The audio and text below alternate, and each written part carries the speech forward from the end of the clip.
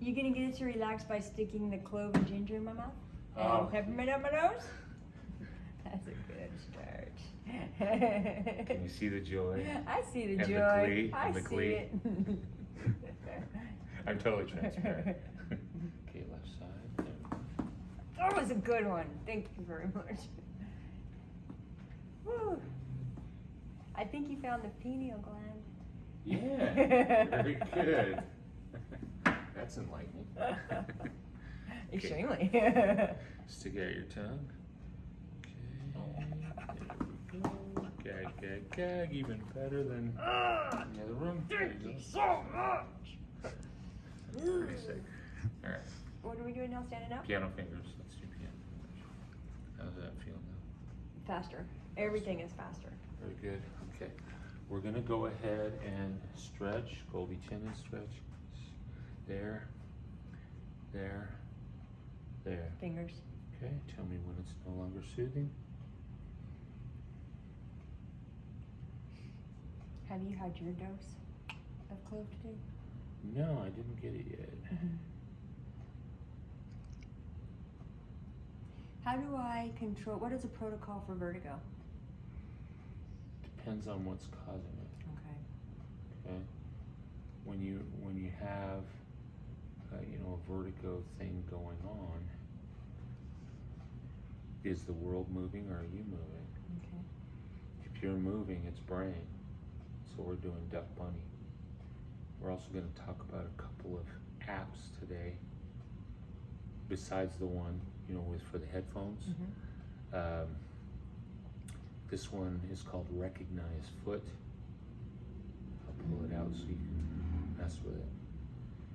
I would never, ever, ever open that app thinking that I needed that. I mean, I know it. Yeah, and I've got a bunch of them.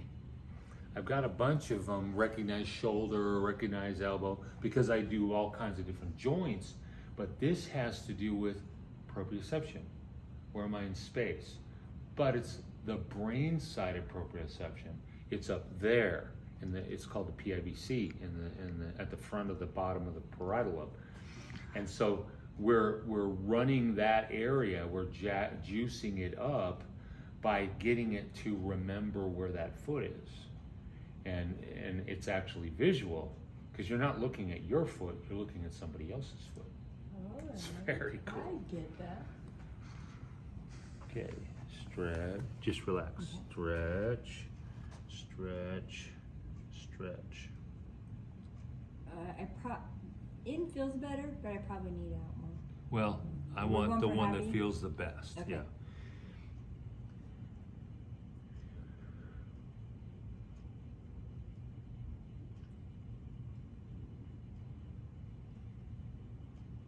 Wow, it's getting tired fast. Oh, there we go. Shoe and sock off, please. Oh, I get some rub. What's fun about this is we can actually, if we need to, do hot and cold. But most will put you in a cold little foot bath and a hot one. I do hot rub, and then I'll do something that is not as hot. And the brain perceives it as cold, relatively speaking. It's like that cold, the warm or hot bath or shower before bed. The brain perceives it as cold, getting cold really fast because of the difference, the change. In the My time. brain perceives pain incredibly weird. Like, I have great brothers, so we roughhouse, and Right. so I got smacked just a little tiny bit with the wooden spoon. It should have just been take it and smack him back, but it was like pain response of, holy mother of God, did you just cut my leg off? Right. And I told him, no, it's not you didn't hit me that hard. It's like I'm having a overstimulated pain response. What the heck is that all about? Frontal lobe. Frontal lobe? Frontal lobe, yeah. Because the pain, you don't feel pain. We go to a church party and just as a party trick, chop my arm off. You'll chop my arm off, and we'll close it off so I won't die. And the impulses as they come up, I won't feel it until it comes up and actually gets deep in the brain in the thalamus. When it hits the thalamus, then my brain's gonna go, there's pain. It's not gonna tell me where, because it's the railway station. Then it will go up to the parietal lobe in the area of my hand and wrist and say, oh, it hurts there. But then it bounces from there into the frontal lobe. And when it hits that frontal lobe, that's where everything gets modified. And so if it's April 15th, that time of the month, I've got, brothers who've been torturing me, for years, or, whatever, it gets amplified. And so many doctors will say, well, you're just making it up. It's all in your head. Well, all pain is in your head, right? None of it happens out here. It happens there. Yeah. Otherwise, you don't feel it. And say, okay, it is in the head, but it's amplifying a signal that's there. That makes sense? Yes. Okay, so if there was no signal, it wouldn't the signal wouldn't be amplified. Okay, good. And so that's where it gets modified. Then it bounces down into the temporal lobe, and as it goes down in the temporal lobe, that's where we store the memory of pain. And that's why moms can have more than one baby, which is totally insane, right? Why? Because they don't remember in terms of intensity. That's frontal lobe. They remember in terms of duration. 36 hours, right? Yeah. Because the temporal, it's very interesting because it does relate to temporal time, right? Very interesting. So I'm not just overreacting, it's actually happening. It's actually happening. I actually don't like it.